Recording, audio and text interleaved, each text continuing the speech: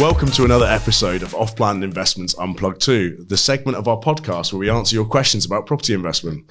I'm Simon Baker, Managing Director of House & House, and I'm joined once again by Rennie Sanger, one of our off-plan and investments managers. Thanks for joining me today, Rennie. Pleasure. Thanks for having me. Today, we're going to be talking about freehold and leasehold. Yes, sir. Which is a good topic. It's all quite factual, hopefully. Yep. I'm sure we can throw in some comparisons to maybe the UK or that's Europe a good or something. One. Absolutely. And so, I mean, the first question: which areas of Dubai are freehold? So, majority of Dubai, at least for the expats, majority I should say, is actually freehold itself. So freehold really almost kickstarted the whole kind of property boom here in Dubai, which got launched in 2002. And the main differences you'll see is parts or the majority of areas like Jumeirah is for GCC nationals only. And the rest of it, for the most part, is available to expats. I think that's quite can be confusion sometimes, can't it? People say it's not freehold. Well, it is freehold. It's just not freehold for you. Exactly. So it is freehold. So Jumeirah and Sakim, all these areas, you would need to be a GCC, which is go on to the Gulf country, passport holder for one of the Gulf countries. For anyone who's not sure about that, to be able to buy there. There have been examples where expats have taken a lease, or there's something, various weird and wonderful agreements that you can do. But ultimately, so it's still freehold. It's just freehold for GCC. Correct. Nationals. And certain areas of that, there are certain plots, islands, for example, like Jumeirah Bay, the Pearl, and all these different. Kind of almost caveats to the rule. Caveats the rule. Someone from up higher said, "Okay, we'll now make this.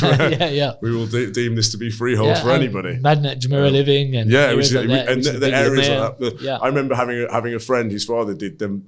Lots of feasibility studies for 5-star hotels, and he did it for many years here, for maybe like 30, moved here probably 35 years ago. Oh, wow. And he always said to me, I don't think I'd buy in the marina or here or there, but he said, if you ever let me buy, where they can buy, I will buy a property. So, and actually funny enough, I think he left Dubai by that point, but then somewhere like Madinat Jumeirah, and I sort of smiled and thought of him because I was like, right in front of Burj Al Arab, in front of Jumeirah Beach, in front of Madinat Jumeirah, you can go and buy a freehold apartment in any name. Pretty amazing, right? Yeah, absolutely. I mean, that location is forever has been very popular, and it will forever be popular, right? Because you're literally just in the heartbeat of everything. That's it. I mean, there are one or two still leasehold communities, aren't there? With 99-year lease, DIP is one of the absolutely. Green community. Dubai Investment Park is one of the examples. They've always thought that it's going to get changed, but again, inherently it means that prices are a little bit more reasonable for the equivalent house. Maybe if you compared it to the Motor City Green community, which is almost like for like, quite slightly different location, but quite a lot more money for the freehold equivalent. We mentioned apartments that are freehold. That might sound a bit strange if you're coming from London, or where it's quite common that you get a leasehold apartment. Exactly, you're right. So freehold apartments, so you won't pay no ground rent. There is no questions about lease renewals and so on. I used to work in East London. We used to get some of these conversations, especially about conversions, where you had low leases, and then that becomes a problem when you're trying to mortgage the property if you've got a low lease. But it's not an issue over here. I know in the UK, when you look at a purpose-built apartments, you would tend to ask questions like, how long is the lease? And that would typically be 99, 125 or 999 years. Whereas in Dubai, purpose-built apartments, it is completely freehold. You pay the service charges, of course, but other than that, you own the apartment and own the land. So no ground rent. And just to be clear, you could basically get a percentage of the plot. So correct, obviously quite a small percentage of it if there's 3 or 4, depending on how many units there are. But you do get a share of the freehold plot of land that building sits on. I mean, it does, of course, raise questions that in 100 years' time, if that building needs, reinforced concrete buildings don't last forever, and if it does need to be rebuilt, then you'd arguably have to have a decent homeowners association where you can all agree on that, how to rebuild this thing. Absolutely, which is I think as we're getting kind of closer to these, because I think if you look at Dubai, it's still quite new, right? We're still not probably seeing 50 years of an apartment building, what that looks like. No, we're just not really going through the test of time, aren't we? That's right. Some of the oldest ones, right? Correct. So we've not really kind of gone through the test of time yet, but no, for sure, these owners association are definitely has some real good value for sure. And I guess the reality is that at least you still feel more comfortable that you have got a share of that plot, of course, that plot for your grandchildren potentially, probably won't be for your children even, could be worth a significantly amount more money in the future. Exactly. And as you touched on, the fact that you haven't got to pay ground rent's probably a big one as well. Yeah, something that we're used to doing in the UK. I mean, that's again going back to kind of UK comparisons. When you are looking at either purpose-built or kind of conversions, leasehold has become a really big issue, and it's actually almost a misconception. I get a lot of people from the UK who would naturally assume that when we're looking at apartments, it is actually leasehold, and often the reason why they would look at maybe a townhouse or villa offering in the first place.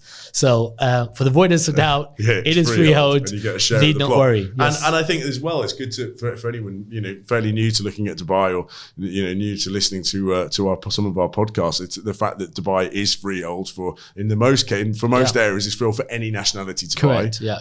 It's a big one. Which is that you touched on it earlier. That started in 2002. So the freehold market here has been when it's in its 22nd year. Is that right? Something like that. Roughly that. I think it was October 22. I think it was. Yeah. So 2002, sorry. So yeah, just over 20 years of freehold real estate in Dubai for expats. So and I think the market's obviously evolved significantly during that period, hasn't it? I mean, even in the last 5 or 10 years, it's changed pretty significantly. Yeah, for sure. A question for you, and maybe you could speak to this actually. So when we talk about freehold properties in the UK, one of the big benefits is the fact that you don't necessarily have to ask any permissions and so on for doing any renovations, extensions, and obviously freehold properties. You have to get planning permission, don't you? I suppose. So it depends. It does, doesn't it? My mum recently was trying to do an extension on a house, and she spent quite a lot of time trying to get planning permission. I guess it depends on your local council. Of course, The difference here, I would say, is that because obviously you've bought a property typically within a master community. So for example, with Ema, my house, and I live in Raven Ranches. So that if you want to make a change to that, you have to go and apply to 2 different people. You have to apply to a no objection certificate, NOC, from the developer from Ema, so in that case, and then also from whichever the local authority is. So in the case of Ranches, it's under DDA, which is Dubai Development Authority. If you some of the other areas come under Dubai Municipality. So it's almost double. You need both. If you weren't in a master community from a developer, then you would just need the approval of either DDA or the Dubai Municipality. But otherwise you do need both. And obviously, unfortunately, developers are, it does sometimes seen as an opportunity to charge you. So if you want to extend your house, for example, Ema recently changed the rules. I think they've limited it to 10%. And lots of potential reasons for that. So that means you have got some restrictions. It's not like, I've got a huge garden in the countryside in England, I'm just going to add double the size of my house. Unfortunately, it's not as easy as that. And on top of that, you would end up paying a price per square foot, and depending on the area, it can be as high as on the Palm, I think 2,000 dirham a square foot for the approvals, just for a bit of paper. Which probably, as you said, if it was a freehold property, you could probably feel potentially. Which makes sense. Okay, cool. Thank you. Great. I think that's wrapped it up really. Well, thank you so much for listening, and look forward to speaking to you on the next episode. Thank you. Thanks.